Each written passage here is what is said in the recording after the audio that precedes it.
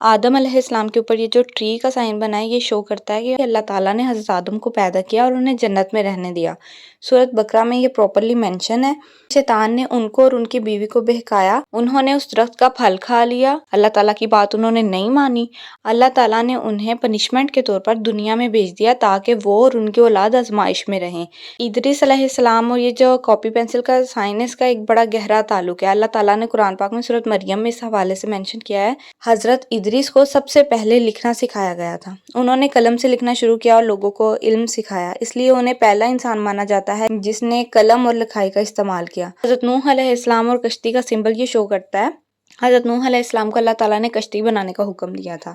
سورۃ ہود میں اس کا مینشن ہے، جب طوفان آیا، آسمان سے بارش اور زمین سے پانی نکل آیا، پہاڑوں تک پانی بھر گیا، لیکن نوح اور ان کے ساتھی کشتی میں محفوظ رہے۔ یہ ہر سمبل ایک سٹوری ہے۔ سورۃ فجر میں یہ مینشن ہے کہ حضرت ہود کو قوم عاد کی طرف نبی بنا کر بھیجا گیا۔ قوم عاد بہت طاقتور تھی، بڑے بڑے ستونوں والے محل بناتے تھے وہ لوگ، لیکن وہ تکبر کرتے تھے اور اللہ کو نہیں مانتے تھے، تو اللہ تعالیٰ نے ان لوگوں پر عذاب جو ہے وہ ہوا کے ذریعے بھیجا تھا۔ صالح علیہ السلام اور اونٹنی کا قصہ قرآن میں ایک بڑی نشانی کے طور پر آیا ہے۔ حضرت صالح قوم سمود کی طرف نبی بنا کر بھیجے گئے تھے۔ یہ لوگ پہاڑ تراش کر گھر بناتے تھے اور بڑے مضبوط اور طاقتور تھے۔ وہ اللہ کو نہیں مانتے تھے اور کہتے تھے، صالح اگر تم واقعی نبی ہو تو کوئی معجزہ دکھاؤ۔ انہوں نے کہا کہ پہاڑ کی چٹان سے ایک زندہ اونٹنی نکالو۔ اللہ نے حضرت صالح کی دعا قبول کی اور ایک عظیم اونٹنی چٹان سے نکالی۔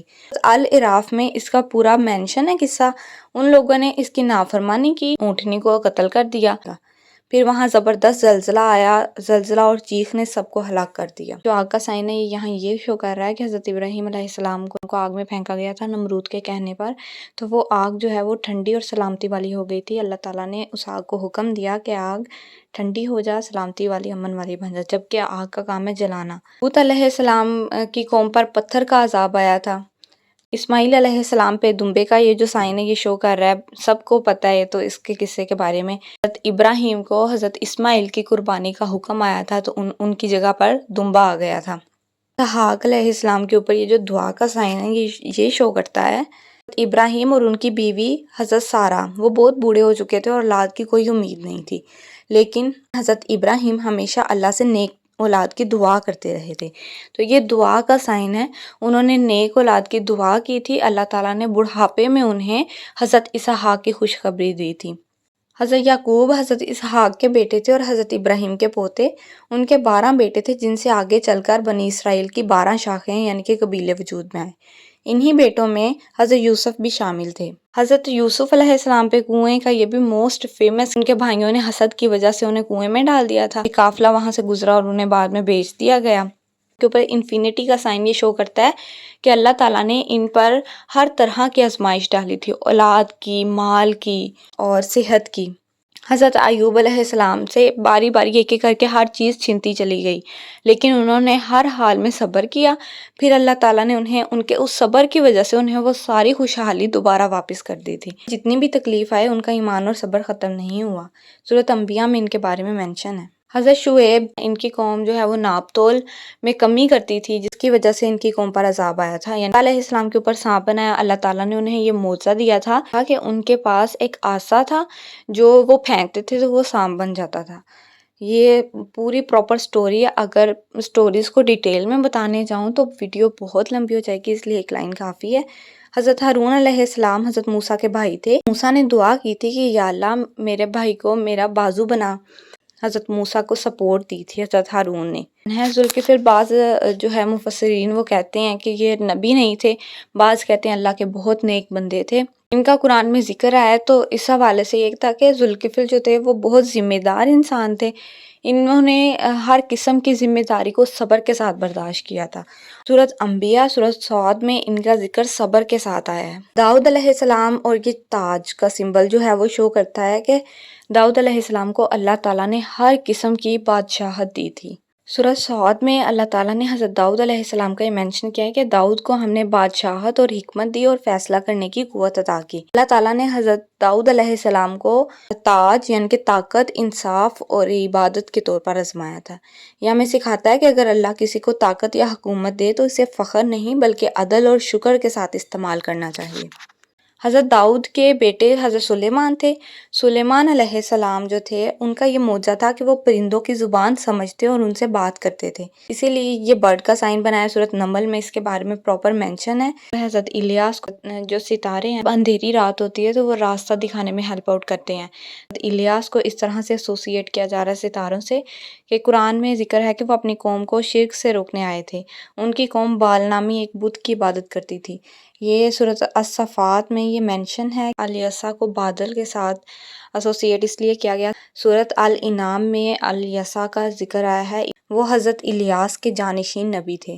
جس طرح بادل جو بارش ہے وہ زمین کو زندہ کرتی ہے، اسی طرح حضرت الیسا کو بھی اللہ نے رحمت اور ہدایت کا ذریعہ بنایا۔ حضرت یونس اپنی قوم کو اللہ کی دعوت دیتے تھے لیکن وہ نہیں مانتی تھی، تو انہوں نے ناراض ہو کر بغیر اجازت کے بستی چھوڑ دی۔ اس وجہ سے وہ کشتی پر سوار ہوئے تو وہ کشتی بھاری ہو گئی۔ قرآن اندازی میں حضرت یونس کا نام نکلا اور انہیں سمندر میں ڈال دیا گیا۔ اللہ کے حکم سے ایک بڑی مچھلی نے انہیں نگل لیا لیکن نقصان نہیں پہنچایا۔ یہ بھی ایک بہت بڑا معجزہ تھا حضرت یونس علیہ السلام کے ساتھ جو ہوا۔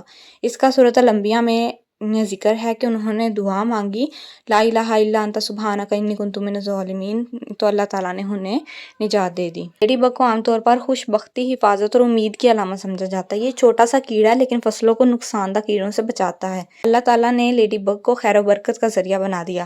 جیسے لیڈی بگ چھوٹی سی ہو کر خیر لاتی ہے، ویسے ہی زکریا علیہ السلام نے بڑھاپے میں بھی اللہ سے اولاد کی امید رکھی۔ زکریا علیہ السلام نے حضرت مریم کی پرورش کی تھی، ان کی حفاظت کی تھی، جیسے لیڈی بگ فصل کی حفاظت کرتی ہے۔ اللہ نے ان کی دعا قبول کر کے انہیں یحییٰ علیہ السلام جیسے نیک نبی سے نوازا۔ یحییٰ علیہ السلام کے اوپر یہ ایک لیڈی کا سمبل ہے جو کہ دعا کر رہی ہے۔ یہ اس لیے ہے کہ حضرت زکریا کی اہلیہ بھی اولاد کی تمنا رکھتی تھی۔ یحییٰ کی پیدائش اس بات کی نشانی ہے کہ اللہ عورت کے دل کی خواہش اور دعا کو بھی سنتا ہے، چاہے حالات ناممکن لگے۔ حضرت عیسیٰ کی پیدائش تو معجزاتی تھی، بغیر باپ کے پیدا ہونے والے یہ نبی تھے، اور ان کے کافی سارے معجزات ہیں۔ ان کے اوپر کتاب بھی نازل ہوئی تھی، حضرت داؤد پہ بھی نازل ہوئی تھی۔ یہ بیماروں کو شفا دیتے تھے، اندھوں کو بنائی دیتے تھے، مٹی کے پرندے میں جان ڈال دیتے تھے۔ لیکن یہاں پر ٹوکری کا سائن یہ شو کر رہا ہے، سورۃ المائدہ میں مینشن ہے یہ قصہ ان کا۔ حواریوں نے یعنی کہ ان کے جو شاگرد تھے انہوں نے حضرت عیسیٰ سے کہا کہ آپ کا رب ہم پر آسمان سے کھانے کا ایک دسترخوان اتار سکتا ہے؟ تو یہ دسترخوان کو شو کر رہی ہے یہ ٹوکری۔ تو حضرت عیسیٰ نے دعا کی اور اللہ نے آسمان سے کھانے کی ٹوکری نازل فرمائی۔ یہ ٹوکری اس بات کی علامت ہے کہ سچا رزق اللہ کے پاس سے آتا ہے، انسان کے پاس سے نہیں۔ اللہ نے حضرت محمد کو آخری نبی بنایا، خاتم النبیین بنایا، آپ پر قرآن نازل فرمایا، اور غار حرا میں سب سے پہلی وحی آئی۔ ان کے بارے میں تو پورا قرآن ہی ہے، سارا ان کا حوالہ ہے۔ آپ صلی اللہ علیہ وسلم نے قرآن کو صرف پڑھایا ہی نہیں بلکہ اپنی زندگی سے عملی تفسیر بنا کر پیش کیا۔ حضرت عائشہ نے فرمایا آپ کا اخلاق قرآن تھا۔ جزاکم اللہ خیرن۔ اللہ ہم سب کو اپنے نبیوں کی زندگیوں سے سبق لینے کی توفیق دے، علم کو دوسروں تک پہنچانے والا بنائے، اور یہ عمل ہم سب کے لیے صدقہ جاریہ ہو۔ اللہ ہماری اولاد کو نیک، صالح اور دین کا کام کرنے والی بنائے۔ آمین یا رب العالمین۔